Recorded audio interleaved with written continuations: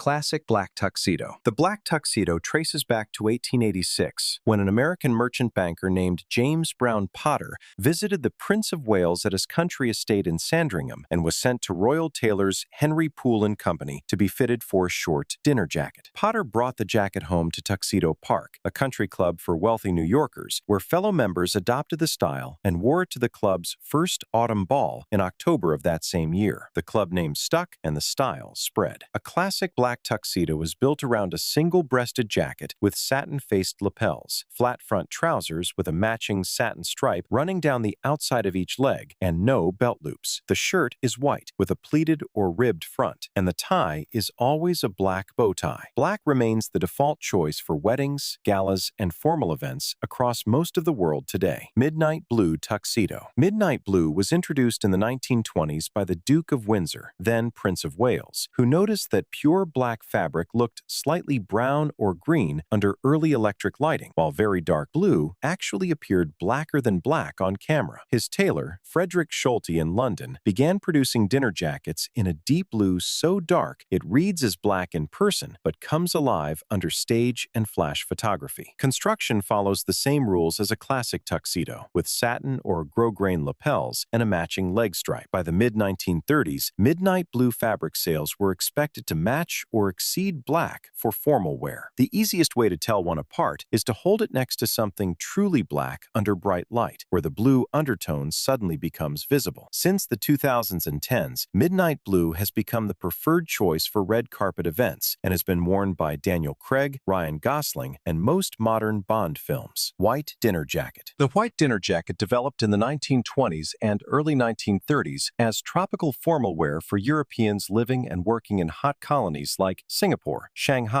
and the Caribbean, where wool black jackets were unbearable in the heat. The design pairs a white or ivory jacket with black tuxedo trousers, a black bow tie, and a white formal shirt. Jackets are usually made from lightweight cotton, linen, or a synthetic blend that resists wrinkles. The classic cut is single-breasted with a shawl collar, though the peak lapel version also exists. Humphrey Bogart made it famous in Casablanca. In 1942, where the Moroccan setting was the perfect tropical context, and since then, it has stayed locked to summer formality and warm weather events. Today, you will see it worn on cruise ships, at summer weddings in Mediterranean countries, and at black tie events held outdoors between roughly May and September. Double-breasted tuxedo. The double-breasted tuxedo emerged in the early 1930s as a more formal and structured alternative to the single-breasted cut, championed once again by the Duke of Windsor, who paired it with the then-new turn-down collar shirt. Construction features two parallel columns of buttons, usually 6 in total, with 2 or 4 that actually fasten, and lapels that are almost always peak-shaped rather than notched. The jacket is designed to be worn closed at all times, which means it does not need a waistcoat or cummerbund underneath. The overlapping front panels create a broader, more imposing silhouette than a single-breasted model. The style had a strong run through the 1980s, with power-shouldered versions from designers like Giorgio Armani, then faded in the 1990s as menswear turned slimmer and more minimal, and returned in the late 2010s with Tom Ford, who dressed Daniel Craig in a double-breasted tuxedo for Spectre in 2015. Velvet smoking jacket. The velvet smoking jacket started in the 1850s in Britain after the Crimean War introduced Turkish tobacco to the country, and gentlemen began retreating to separate rooms after dinner to smoke cigars and pipes. They wanted a protective garment that would catch ash and keep smoke out of their dress clothes. The jacket is made from thick cotton velvet or silk velvet, usually in deep colors like burgundy, forest green, or midnight blue, with a shawl collar faced in satin and silk frogging buttons rather than standard ones. Unlike a proper tuxedo jacket, it was originally meant to be worn at home with matching trousers or pajama bottoms, not out in public. Hugh Hefner made it a lifestyle symbol in the 1960s, and fashion houses like Gucci and Saint Laurent brought velvet dinner jackets back into serious use around 2015, where they now appear at parties, holiday events, and more creative black tie occasions. White tie tailcoat. The white tie tailcoat is the most formal type of menswear still worn today, evolving from the dress coat that became popular in the late 1790s and dominated formal evening wear throughout the British Regency and the Victorian era. The jacket is cut short at the front, ending at the waist, while the back extends into 2 long tails that reach the back of the knees. It is worn with matching black wool trousers with 2 satin stripes running down each leg, a white starched shirt with a detachable wing collar, a white piqué waistcoat, and a white cotton bow tie. The jacket is never buttoned closed, and cufflinks and studs replace standard buttons. Today, white tie is required at state dinners, Nobel Prize ceremonies, the Vienna Opera Ball, and events hosted by reigning monarchs, making it the rarest formal outfit in modern life.